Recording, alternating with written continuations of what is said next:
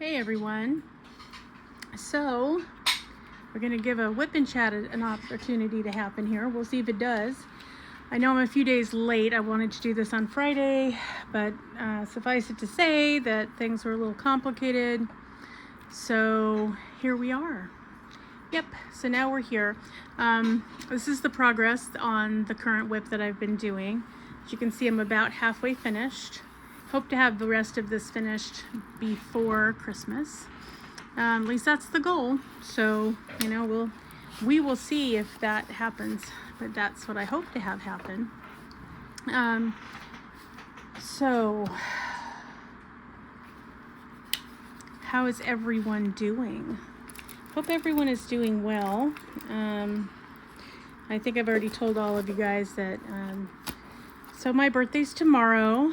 And between everything that happened with my dad over the last, few days of his life and him passing away on the 3rd, and my best friend is in downtown Los Angeles at a medical center having had open heart surgery.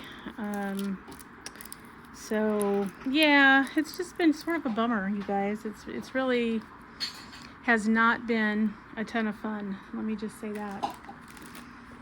So, yeah, I definitely really not in the mood for celebrating much this year, which if any of you have Sagittarius people in your lives, you know that a Sagittarius is always up for a party, but not so much this time. So that's sort of what's happening. Not that there isn't going to be some celebrating. I mean, my husband and my son are taking me to see the new Aquaman movie. I think we're going to be going on Friday. Or, sorry, no, not Friday, Thursday. It opens on Wednesday, but apparently they've had a lot of people that wanted tickets for opening day. So it was impossible to get one. So that's okay. We can go the next day. So that's the plan anyway. And dinner and a movie, and that's perfectly fine. We'll call that a celebration this year because I'm so tired of this year. Really, you guys, I'm going to work really hard not to be Debbie Downer, but I'm telling you, I am really finished with this year. So it can go anytime it would like to. So yeah, that's going on. How's everyone doing? Everybody finished their Christmas shopping? We're getting down to the wire here. Not that I'm wanting to cause any of you stress. I mean, I know that it can be a lot trying to get everything done. So, but how are you doing? Everybody okay and feeling like they're making some progress and doing what needs to happen and excited about spending time with their loved ones? I hope so.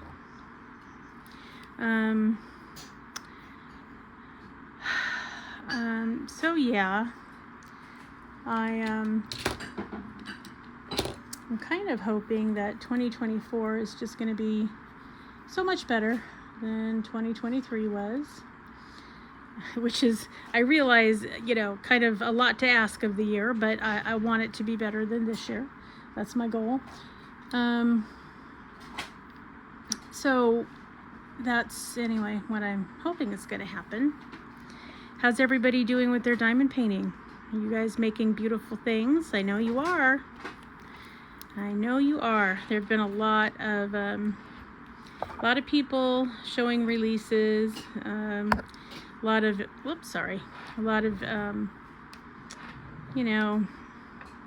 premium company people that are showing some new releases, and a lot of the others, the rest of us, that are looking at some of the budget-friendly companies and seeing what kind of canvases we'd like to do to get ready for spring.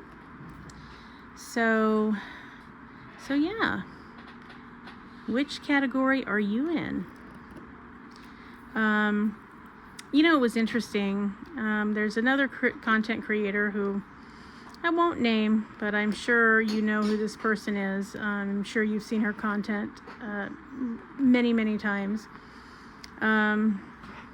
Big licensed artwork person, does a lot of unboxings, a lot of content for DAC and some other companies as well, not just DAC, but I would say primarily DAC, who made a point. I mean, she's very, very much adamantly feeling that, you know, it's licensed artwork or die. And I understand that, and I totally get it. But it was interesting. She just recently did a video where she purposely went out to find, to be fair, she's trying to be resolution and you know, focused on how to solve some of these problems instead of making it a big argument or casting blame or, you know, doing all that. But, you know, it was kind of funny. She went out and purposely went to stores that have licensed artwork that are budget friendly. So she went to Michael's, she went to Hobby Lobby, okay, and purposely picked up canvases there to show, you know, you can even get them, you know, in a budget friendly way. So if the reason you're not going with licensed artwork is, you know, a budgetary issue, oh look, you know, you can get budget friendly art at some of these other stores that is licensed. And I mean, I don't know if it's licensed with Shutterstock, you know, nobody knows where Shutterstock picked it up, but you know, okay. So she was going through it, and the whole theme was supposed to be, you know, if this is an issue for you, and you know, you need to use a coupon, you can use a coupon at these stores, or you can wait till they rotate them through on sale, which they do often. And oh look, you can, you know, it's very decent kit and the whole thing. And okay, that's all true. It's a decent kit, and you know, it had a lot of you know, it had a nice kit, it had a good canvas, it has, you know, all the things that you would, you know, like to have if you're getting a diamond painting. And yes, you know, if you have a coupon for 40 or 50% off, you're talking, you know, less than $20 for a kit. Okay. But while what she was trying to do is say, oh look, you can have licensed art in a budget friendly way, you know what it said to me was, by the way, this is how ridiculously overpriced some of these premium companies are. That truly, that's what it says to me. And the fact that these kits were not expensive. I think the most expensive one was $28 or $30 normal price, which of course you're probably not going to pay. You're probably going to take some kind of a coupon. And yet, if you tried to buy that at a premium company, you know, it'd be $75 or $80. So what are we really paying? We're paying on, you know, somebody's profit margin, which is not, you know, to say that we shouldn't do that. I mean, they're in business for a reason. Okay, so I understand that. But why is it Make Market can do the same thing all of the other companies are doing for literally a fraction of the price? And the fact that they're coupon eligible means they're still making a profit even when you use 40 or 50% off. So, you know, of $30. So really? So I think these people who are using the argument that, oh, you know, licensed artwork or die, they're coming across sounding very interesting, because I really don't think that that's what we're paying for. You know, yes, there's money involved in compensating the artist. Yes, that's true. And yes, you know, there's also, I'm sure, you know, the manufacturing price. Okay. But $80, $90, $100 for one canvas, when you can get licensed artwork for teens type of money, $17, $18. Yeah, I'm not sure that that was the plan that she had when she was doing those videos, but that was the first thing I heard was, wow, you can certainly get these canvases for considerably less. Now, that's not to say that there aren't people that can afford even that. So, you know, again, to each his own. I think everybody should be able to enjoy a hobby. I don't think it has to be, and I don't think it's anyone else's decision who does what or how they do it. You do you. So if that's something that matters to you outside of everything else, then God love you. You go ahead and keep paying the premium companies a lot of money and enjoy your canvas and do your thing. But you know, for everyone else, if you're getting a canvas because, I don't know, you just like the image, okay, well, you have every right to do that. So you go right ahead and do that. But yeah, I just don't know if she could stop to consider how unbelievably bad it made premium companies look. I mean, it really did look like, wow, there's some price gouging going on here that really shouldn't be going on here. But anyway, so that was an interesting little tidbit to discover. I'm actually glad that she did it, because I think it's an eye-opener in a lot of ways. And if you weren't aware that there are places that you can get licensed artwork, if that's your shtick and that's all you want to do is only licensed, and you weren't aware that you could get them at, you know, some of the, let's call them quote unquote typical arts and crafts stores, then you know, and you find that out by watching, that's great. I'm really glad that you're able to find that out. I often, even if I go to Michael's for something else, or if I go to Hobby Lobby for something else, I always try to look at the diamond paintings and say, wonder what's going on today. What are they offering today? Is there a sale?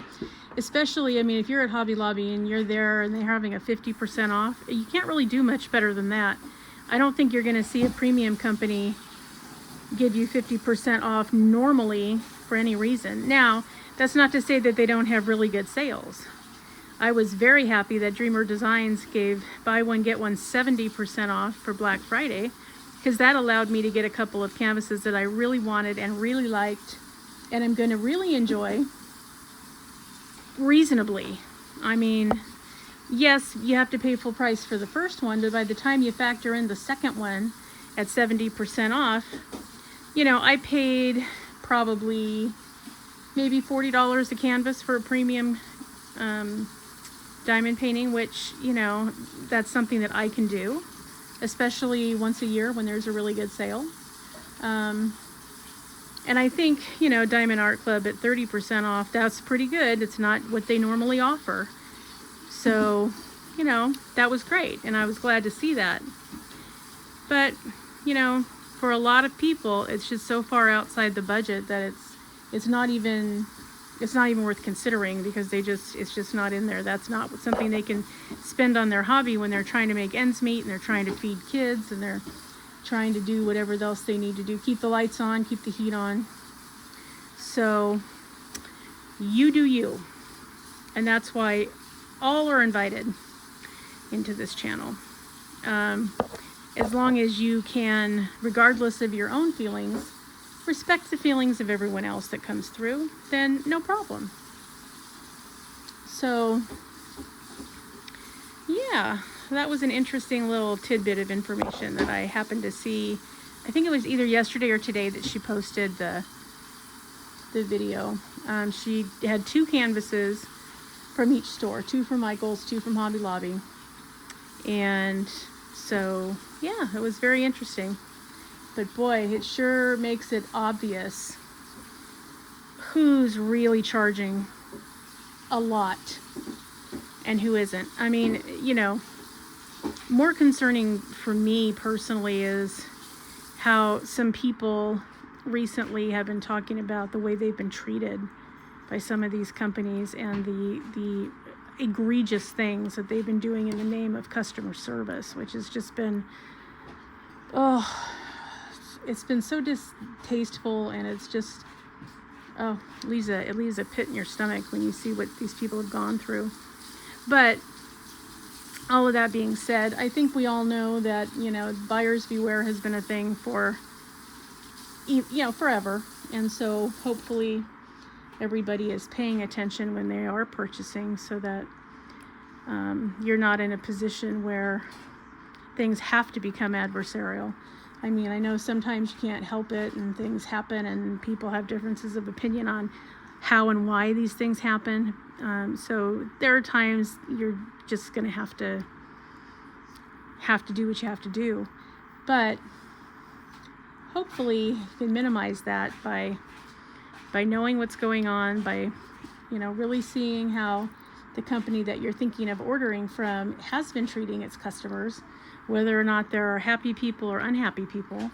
And that's the nice thing about the diamond painting community is, we all travel in relatively same circles. It's, a lot of us watch the same content creators. A lot of us follow the same people. So word gets out. I mean, it's hard to keep, any kind of a bad experience secret around here, because, most of us are like, oh my God, wait till I tell you what happened to me at such and such a company. So, I think in the long run, that's a good thing that we do get that information from each other, so that you can make informed decisions. I mean, your money is your money, and you earned it, and where you spend it is entirely up to you, and should be. And so, that works out.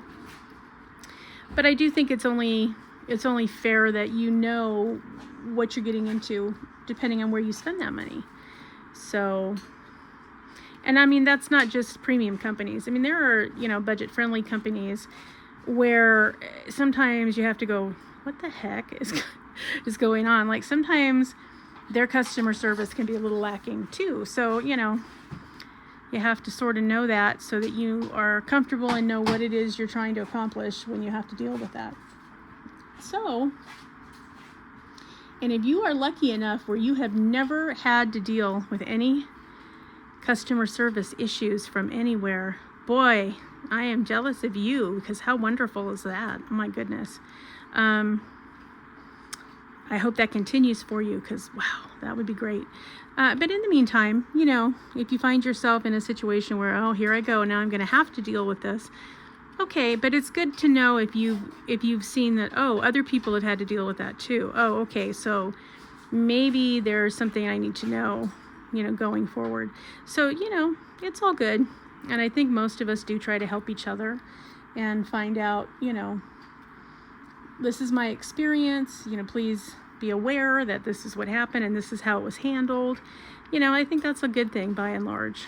So anyway, enough of that rant. I just thought it was such an interesting video that was intended for one purpose, and boy, did it serve another one, for me anyway. So yeah. So what is everybody hoping Santa brings them? Do you have a list? Do you do name exchanges? Like, what do you do in your circles? Do you, draw names for the adults and everybody buy for the kids? Or what happens? I always think it's fascinating what traditions people have. Now that my parents are both gone, it's kind of interesting. I mean, we've sort of, and because my kids also live out of state for the most part. My youngest, of course, is here and probably will always be here, but the other two are in different states. So, yeah, I don't get to have them here like I would like to. It's interesting too. I mean, my brother and I would never have not been with my mother for Christmas. Like, it just wouldn't have happened. There was no way. That was an understanding that doesn't matter where you are, what you're doing, on that day of the year, you're home. And it never even occurred to us, really, for years and years and years, to even question that. So, yeah, it was quite an understanding. So, and it's funny because even, my kids have said, wow, it's so different what you do as kids, because you just sort of mold into your whatever your family's traditions have been. And then you don't think about, oh wow, I'm an adult, I guess I can do your own traditions with your own family, and the family that you're building, as well as your family of origin. And and you really can. I encouraged both of my kids, now that they have kids of their own. I have a 6-year-old grandson. I have a 5-year-old grandson. I have a 1-year-old grandson. He just turned a year today. I thought, oh, that little stinker, he almost made my birthday. You little silly. Anyway, he's a year old now. And then I have a little granddaughter expected at the end of March. So, they have young families and aren't really able to do a lot of traveling in the winter, and, understandable. Doesn't mean I don't miss them, but I get it. I understand why that's a hard thing to do.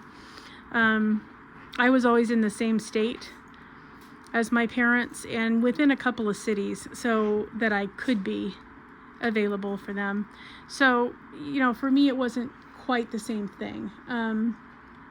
So I've encouraged them to start their own family traditions. One of the things that we always did with them, every year we would go out after dinner and we would look at Christmas lights on Christmas Eve.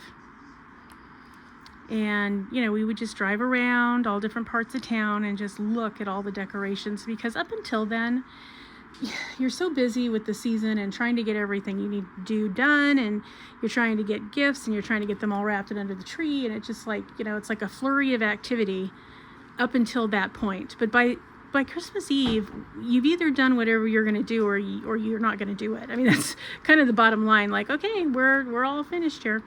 So we always figured that was a good time for us to just go and enjoy all the decorations that we hadn't been able to see up until that point. So that's what we did. Now, when you live in Southern California, that's an easy thing to do. You don't have to worry that the weather's going to be so inclement that you can't get to somewhere. We don't have snow here. We don't have even heavy rainfall for the most part. Very rarely do we have a storm, rain that keeps us from being able to drive places. So it was an easy tradition to start, something that we all enjoyed and that we did for many, years. We still do it now. My youngest son, like I said, is still home. So my husband and my son and I go out on Christmas Eve and go check out all of the decorations. There's a couple of streets that are a couple of towns over that are sort of like a heritage square kind of a thing for the city, where all of the people that live there agree to go ahead and do decorating and really go all out. And so you have to be careful of the pedestrians, but you can drive just up and down the streets for several miles and see all of them. And so we really enjoy that. That's a lot of fun. So we will hopefully do that again this year. It's kind of interesting that Christmas is Monday this year. It's like, who thought of that? Anyway, so we'll see. I don't know what kind of traffic may or may not be out, but we're going to give it a shot and see how it looks, and we'll just do that and look at the lights, and then we discuss it afterwards and say, okay, which one was your favorite? And so then we talk about it. So we have a lot of fun with it, and it's definitely an event. And then we usually go home and watch a Christmas movie and drink hot chocolate, and then we go to bed and wait for Santa. So, yep, it's a good time. I recommend it. What are some of your traditions? What do you guys do with your families? I think it's always fun to hear, what people do and how it started. Usually there's a story there somewhere, however it started. Either, this is something that started with our great-great-grandparents, or it came over from another country, or nope, this is something we came up with when I was a kid, or, whatever it is. It's always fun to hear what kind of traditions people have. Has anybody decided on a New Year's resolution? Even if it's not to have a New Year's resolution, that's perfectly fine too. I think for me, I'm just mostly interested that this coming year be less stressful, less hectic, and less of a problem than the year that's leaving. I'm telling you guys, I cannot wait to put this year in the rearview mirror. It has not been my favorite, that's for sure. So, yeah, I think my brother and I have been talking about what to do for a memorial service for my dad. I think what we're going to do is he's being cremated. It was supposed to be completed last week, but there was a problem with the death certificate. I don't know, somebody didn't dot an I or cross a T, or God only knows. So it couldn't go forward. So it's supposed to be, it's been corrected. So now it's supposed to be happening this week. Okay, well that's fine. But you know, I'm glad that we didn't plan the memorial sooner, because we would have probably been on a panic. So anyway, once that's done, my brother will take possession of the cremains, and we're probably going to have the memorial service, or the celebration of life service, or whatever you call it, closer to what would have been his 90th birthday, which is the end of April. So we're kind of talking about, you know, what kind of a date and time would be good. We also are planning on spreading his ashes, but we don't feel like that needs to be part of the service. That can be just immediate family, you know, somewhere around the same time, but not necessarily the exact same day. We'll talk more about that as the weeks and months go. So yeah, that's what's happening with that. So in a way it's nice, because I don't feel like that's hanging over my head for the holidays, that I have to figure out what to do, and, you know, have it as soon as the new year happens, we have to get this. Yeah, I mean, that's just, it's more than either one of us really wanted to have to deal with right now. And so, so we will work around it and see what we have to do. So yeah, that's what's happening around here. But yeah, the weather understands my mood, I think, because it's very gloomy and rainy today, and it's supposed to be that way, I think, for 3 more days before the sun peeks back out, you know. So so yeah, it's gonna be a rainy day birthday anyway, which is okay. We will celebrate it later anyhow, so that will be fine. Yeah. So anybody going to be traveling for the holidays? My condolences if you are, because it is such a hard thing to travel when you're trying to get in or out of town, especially around here. Southern California, I mean, it's beautiful, but it's just trying to get in and out of here with the way the current TSA is and the way that the airports are. It's just so hard to do. It's just really, the craziness just, it gets exponentially worse as the holidays get here. So yeah, we try not to do a lot of traveling this time of year if we can help it. And if we are going to, we try to do it by car, so that we have a little bit more control over when we're on the road, where we stop, what we do, if we're going to get a hotel, what city are we going to be in, all of those kind of issues, so that we can kind of more or less plan our itinerary ourselves. We're not dependent on getting through the airport, getting in line, getting the ticket, getting the seating arrangements, getting the boarding pass, getting to the gate, and then finding out, oh, you have a 6-hour delay, which can be just unbelievable. It's not bad enough you're traveling and tired and excited and the whole thing, and people are waiting on you, and now you have this huge delay. I mean, it's just no thank you. So if you are traveling though, please be safe. Remember all the safety travel things. Keep all your wallets close to you, preferably in your front pockets if you're a guy. Keep your purse across your body if you're a woman, rather than hanging from your one shoulder because you're just asking for problems. Be aware of your pockets. Don't have them like in a coat pocket where you might not notice somebody picking your pocket. Have it where you will notice if somebody's going after your wallet. So yeah, those are the tidbits of, I don't know if you call it help, but that's what I would recommend that you do, just to make sure that you and your belongings get there safely. So yeah, it's hard. I mean, the state of the world is just, it's so difficult. It makes everything so much harder. And I hope that if you are needing to travel, that you have people on the other end who are going to meet you at the gate and be ready to help you and get through baggage claim and get in the vehicle and head to whatever safe location or house you're going to be in for the holiday. I really am hoping that for you, because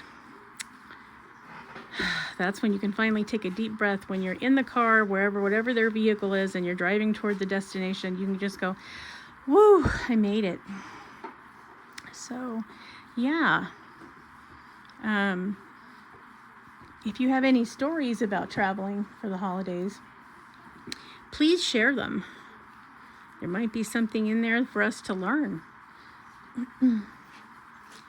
Because boy, it can really be challenging. I don't understand how some people have to go through some of these areas that are just, I mean, it's so complicated. The weather is totally uncooperative. It's, below freezing often by this time of year. And it's just like, yeah, I'm just trying to get through. I'm from out of town. And then there you are going, I can't believe it. Next year, they're coming to me. I'm not leaving. That's it. Not going to happen. So, yeah. So what has been your experience traveling over the holidays?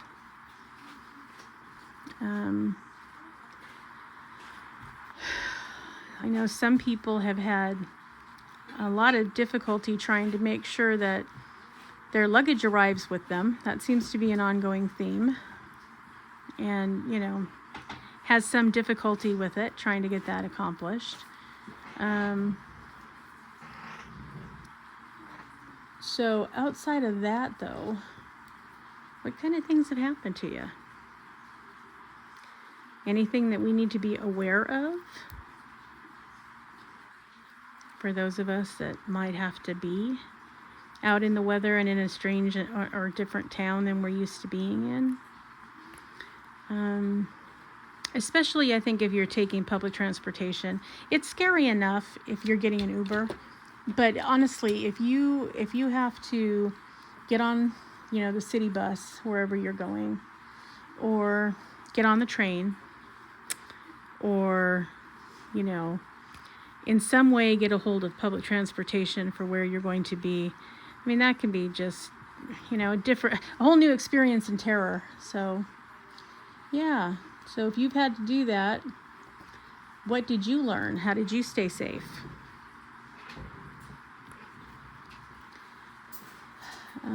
We have pretty good systems around here for public transportation.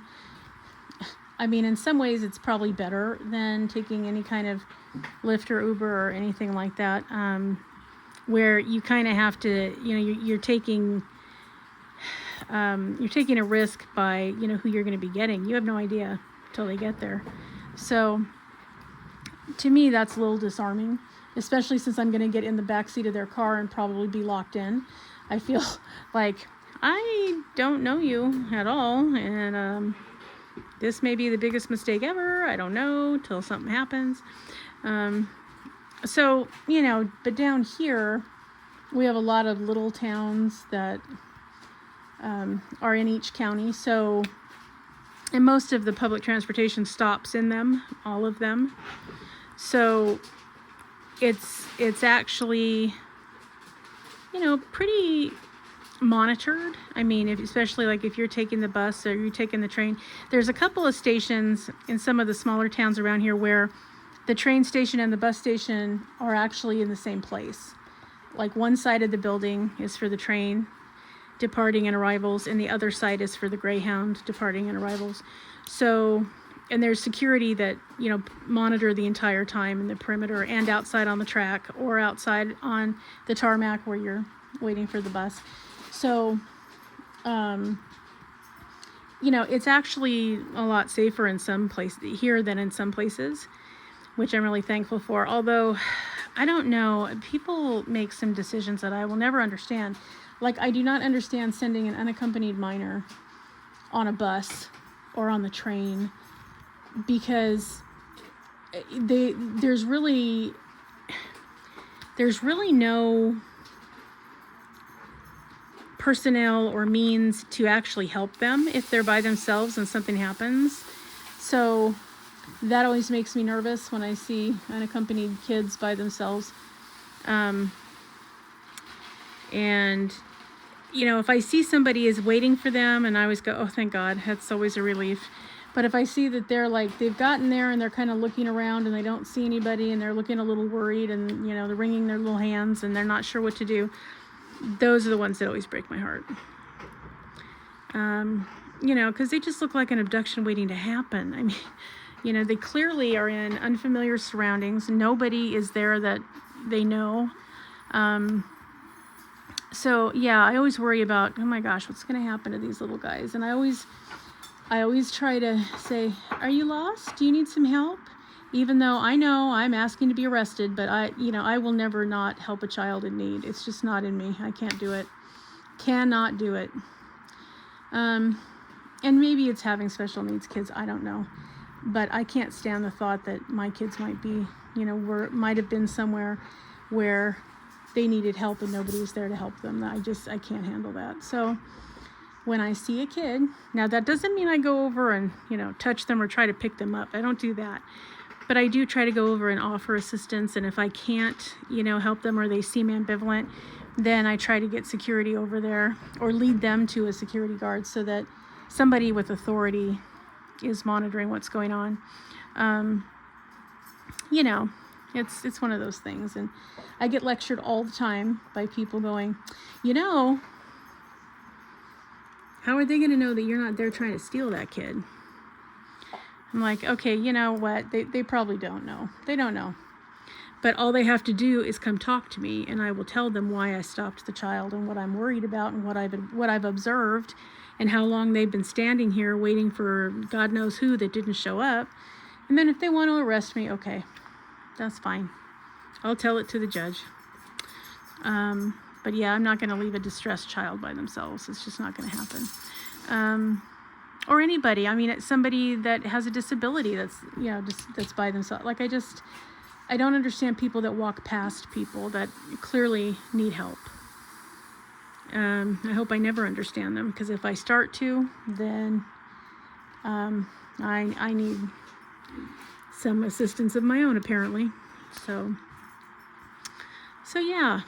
But like I said, it is a pretty safe place to be. So I understand, that not everybody can travel with their kids, and some people are in custody arrangements and they have to send them, and there's a lot that goes on with that. I understand that, but nothing will pull at your heartstrings more than a child alone and clearly scared or in distress or not knowing what to do next because whatever was supposed to happen didn't happen. And and this is an area where traffic is an issue all the time, 24/7. It's going to be an issue. So people are delayed. Accidents happen a lot, and people can't always get where they need to be. And they don't think about, maybe I should call ahead and let the station know to please have the security guard be on the lookout for little Maisie or little Michael or whomever, because I'm going to be late. I mean, it's usually not the first thing going in their head. It would be for me, but that doesn't, I'm not everybody. So, okay, then what's the next plan? Like, what do we do from there? Because that kid is going to be freaked out. I mean, if you remember being a kid, okay, what's the first thing you thought when somebody was supposed to pick you up and they weren't there?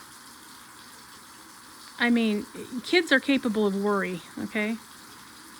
Especially let's say the 7 to 12-year-olds who are old enough to understand that things happen and that it's out of an adult's hands a lot of the time.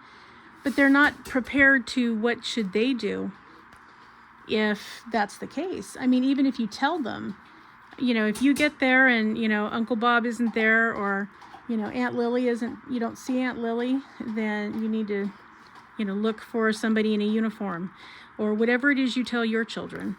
When they're under stress, a lot of that goes out the window. Like, it's just not muscle memory for them yet, because this is an unusual situation that they don't often find themselves in. And so, yeah, they're just a little out of their depths and not sure what to do. So, it's scary. So yes, so I will probably, get myself into hot water one of these days, because I am always going to try to help a kid especially, that clearly looks like they need help. So yeah, that's me.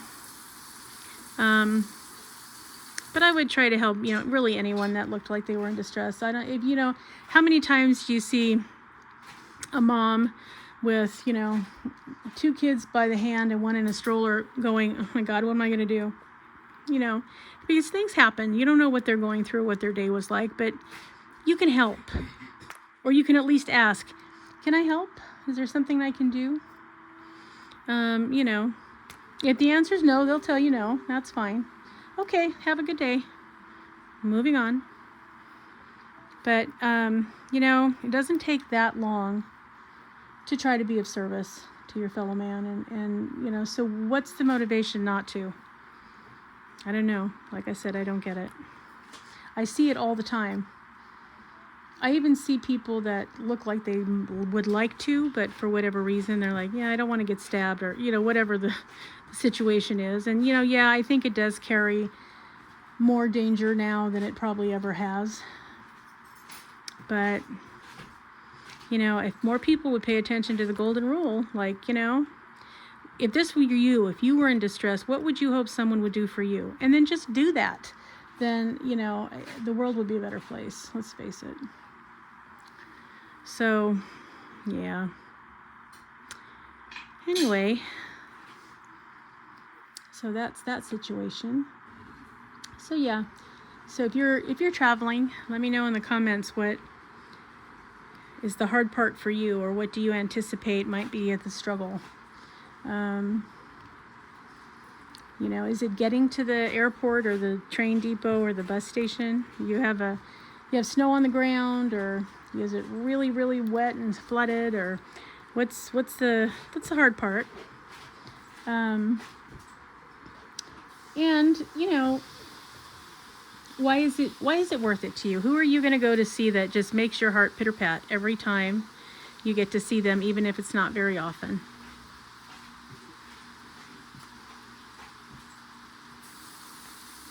I hope all of you have someone that you absolutely love and adore. I don't care who it is. Sibling. I don't care if it's a distant family member. I don't care if it's a child, son or a daughter. Grandkids. Who is it? Who is it that just, you cannot wait to see them? And you wait all year to be able to go and see them now. I know I'm being nosy. I am. I'm snooping. But I love that, people have these stories, I mean, if you're traveling, you're going to see somebody, right? So who is it? Who is that person for you?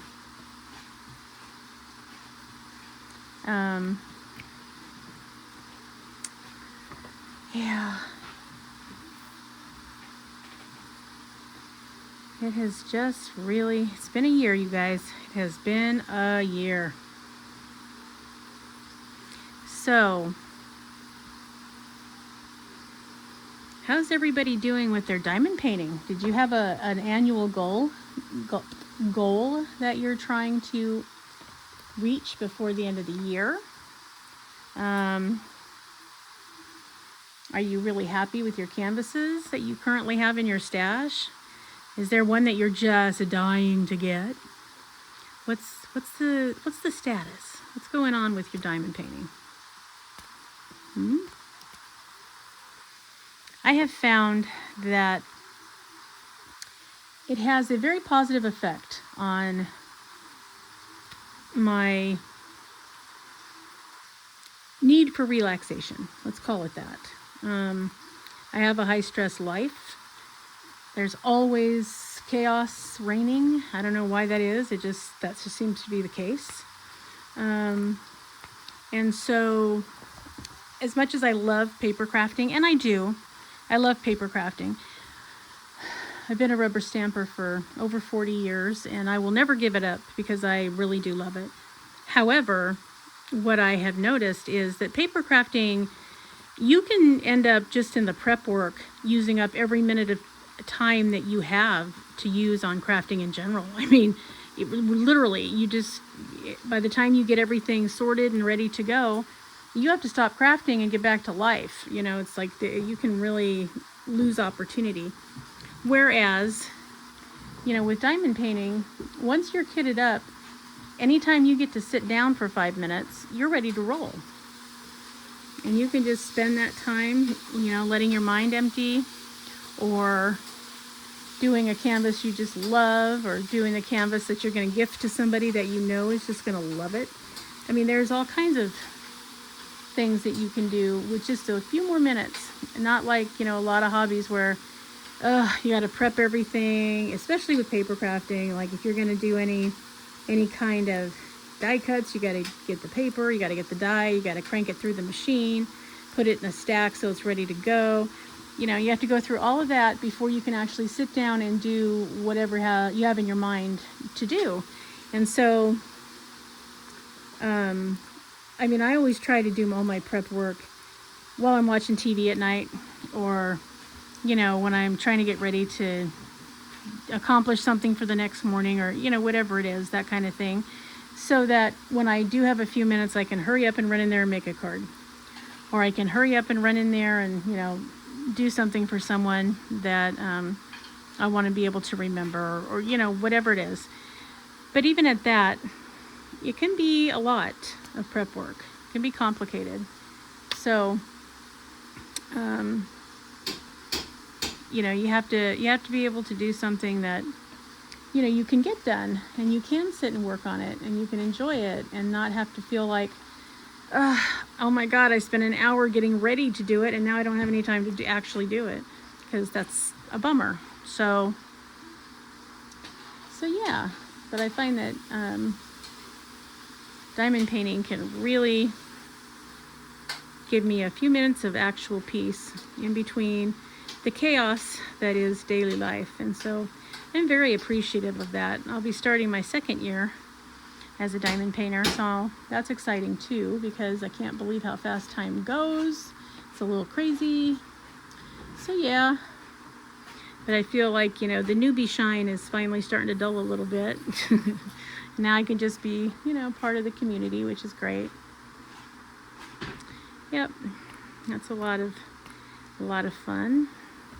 So yeah.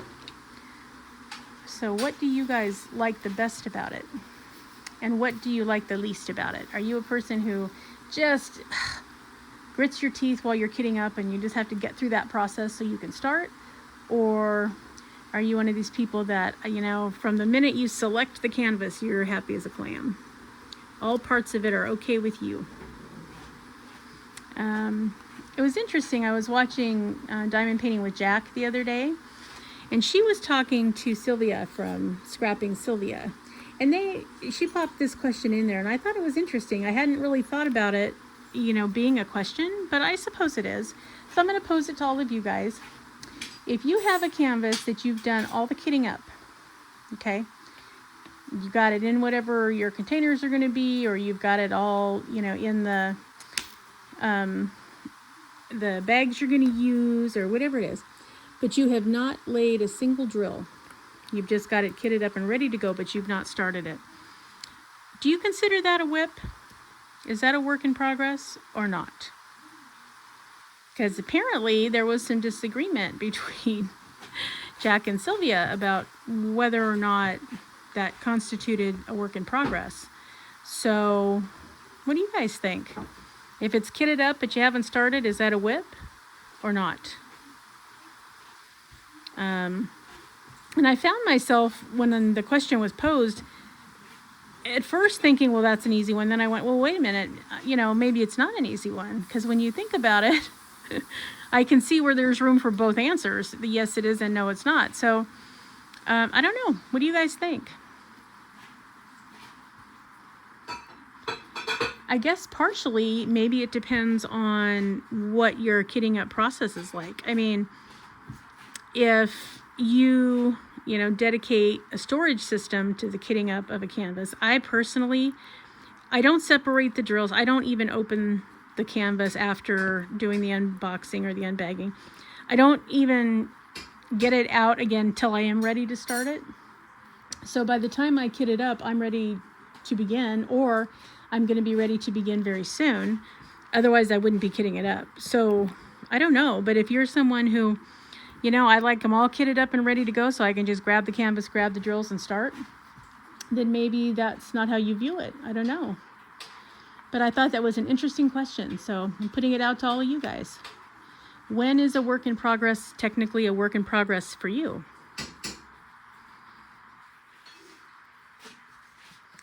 Yeah, it's an interesting thought. You don't really think about some of these things until you're presented with the question.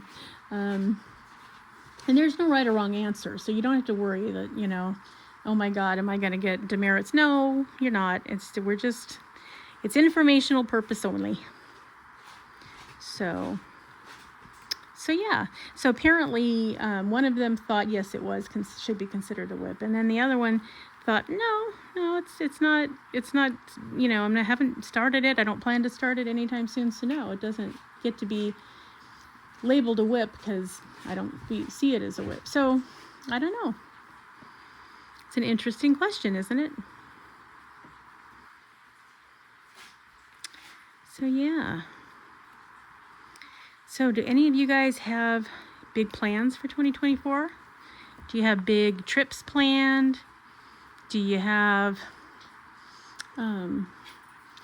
visits that are planned with somebody important? Do you have new family members that are due to join the family this year? What is going to happen with you in 2024? It's going to be a busy year, you guys. I have a feeling. It's an election year again. I'm telling you. I don't get it, you guys.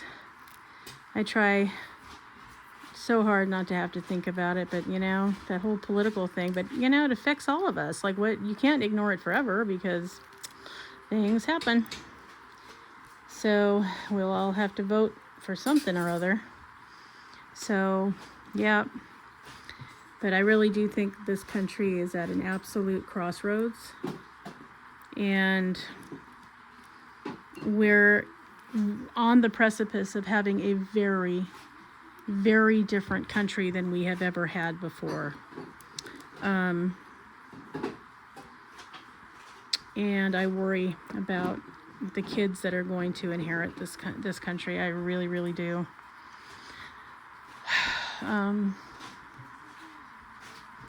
Yeah, I don't know. I don't know what our legacy to them is going to be, but I sure don't like the way it's headed already. I don't know. I feel like people's minds have just, left the building for whatever reason. I don't really understand it. I don't know why some of the things that have happened. They just make no sense to me at all. They're not of a benefit to anyone. So yeah, it's very scary out there. So I don't know. So what's going on for you in 2024? That's the question. Like I said, I do have a little granddaughter that's due to arrive at the end of March. So I'm not sure if that's going to involve travel. I hope so, one way or the other. Either they'll come here or we'll go there. But yeah, some of it's going to depend. I mean, we've been trying to think about saving up to get a motorhome so that we can do some traveling.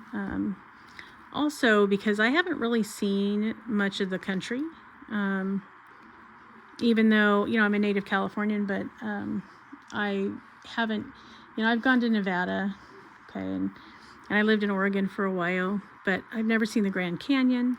I've never seen Navajo Nation, and I would love to do all of that. So I think it would be nice if we could get a motorhome so that, we can be able to take the things we need with us. My husband and I both take some medication that has to be refrigerated. So that makes it very difficult to do things like fly for very long or take a train unless you're going to be getting a sleeper car, and even then you're not guaranteed refrigeration. So knowing that, we have to plan very strategically, I guess is the word, so that we can have the things that we need. We have to use some medical implements that never makes TSA happy when they see that we have them in our luggage, even with the doctor's note. They still don't like it. So we really feel like, if we could just get a motorhome, we would have all of that with us, and it would be just us, and, we could go to campgrounds that have facilities along the way and, be able to go and see our kids and, be able to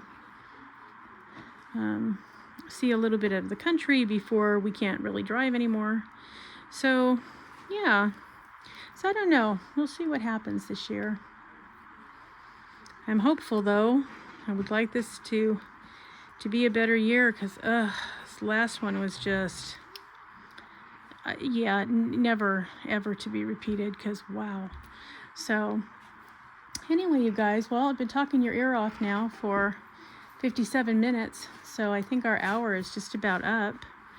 Thanks for hanging out today. It was good to talk with all of you, and I really hope that everybody, every single one of you, have a wonderful, wonderful and Merry Christmas, or whatever holiday that you celebrate, and that you have a healthy, happy, and prosperous new year. All right, everyone.